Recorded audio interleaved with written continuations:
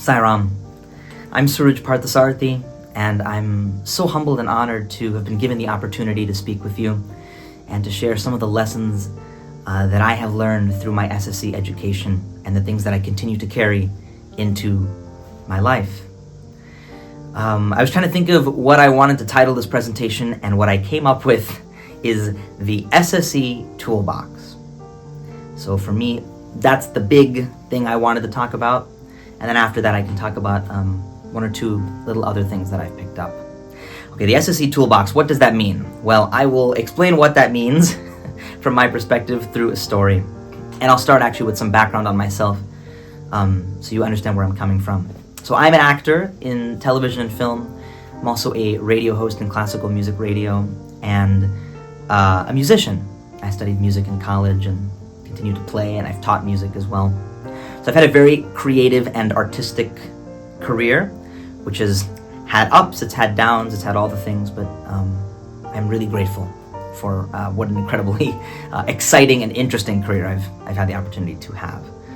But in any case, the story starts the night before I was supposed to shoot a very important film.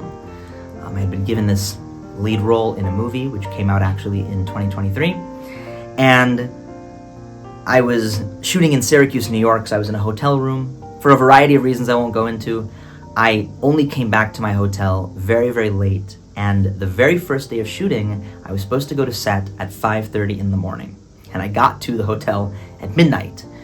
So I was only going to have a couple of hours to sleep. I was going to wake up, I was going to basically go to set, and that'd be the first day of shooting this movie, one of the most important things up until that point in my career.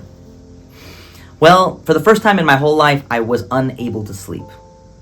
1 a.m. came around, 2 a.m. came around, all of a sudden I got to around 2:30, and then I was terrified I was going to fall asleep and then not wake up in time, right, and be late for my first day. So then I really couldn't sleep.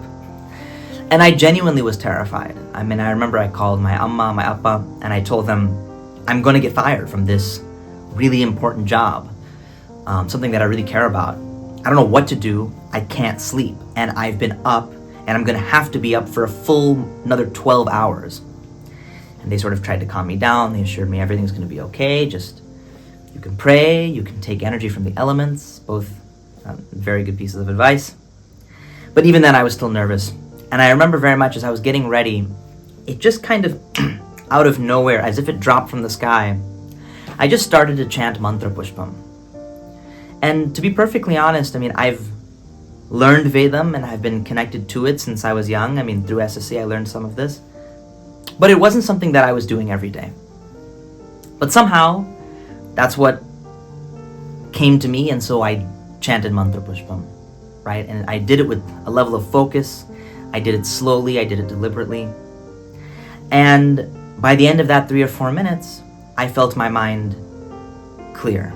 And I felt it become much more focused and much more resolved to go into the day and say, okay, I can make this happen. It was a very tough day.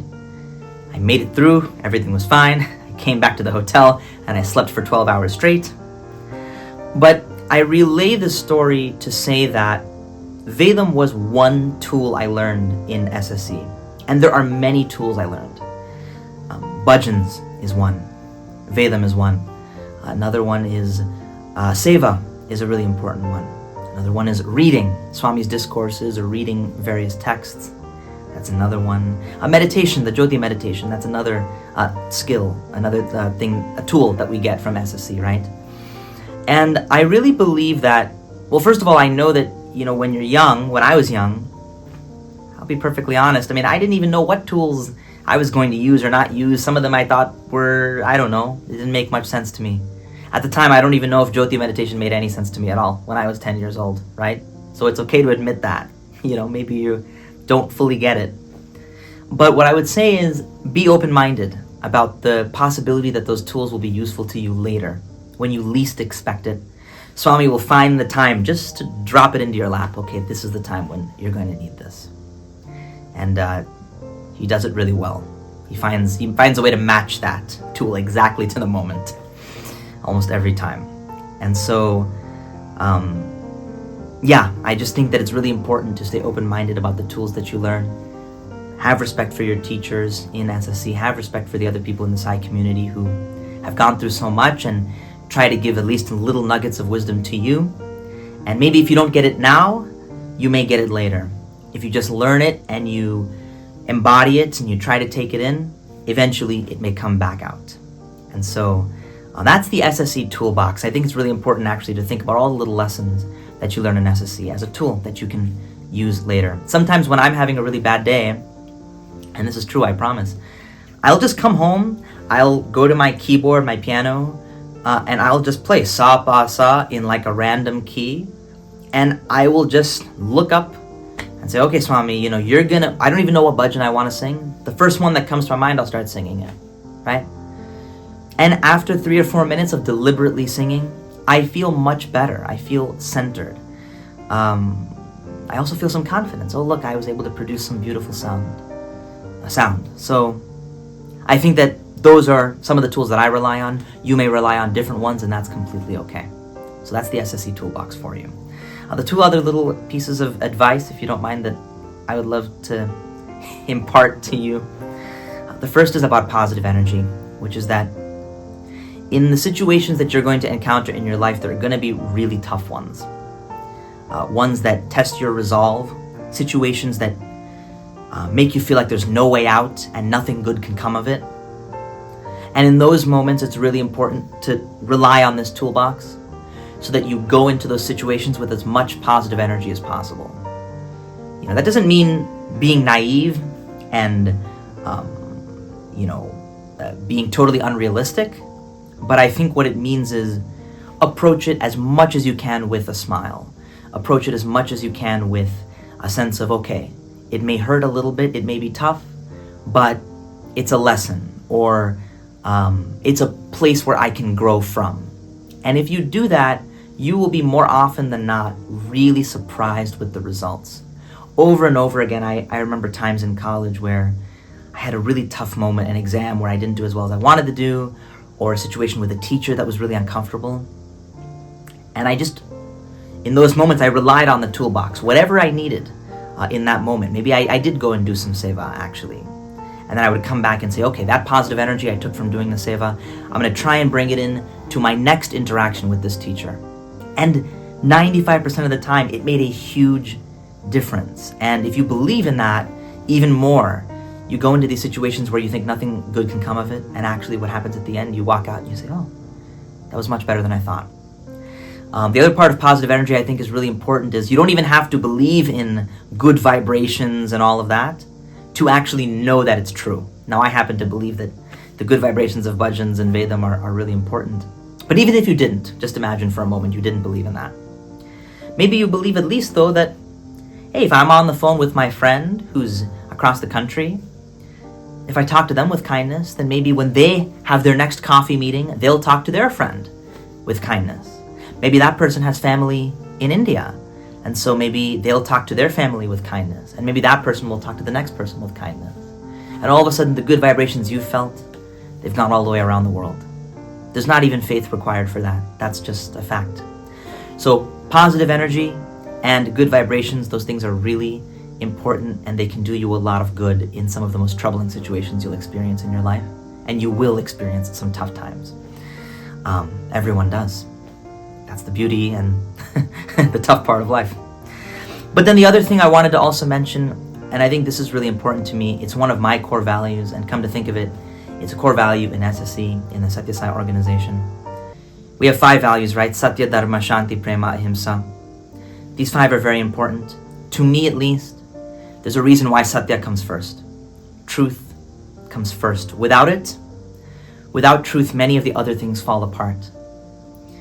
And I think it's really important that in the tough moments, you're honest. That can be with your friends, when there's a difficult situation and you'd rather just hide from it or maybe not mention it, or something has bothered you and you don't want to tell anybody. In those moments, it's really important to take a deep breath and, when in doubt, to speak the truth. In the future, if you have romantic partners, things like that, I think it's particularly important, even in the tough moments, to speak the truth.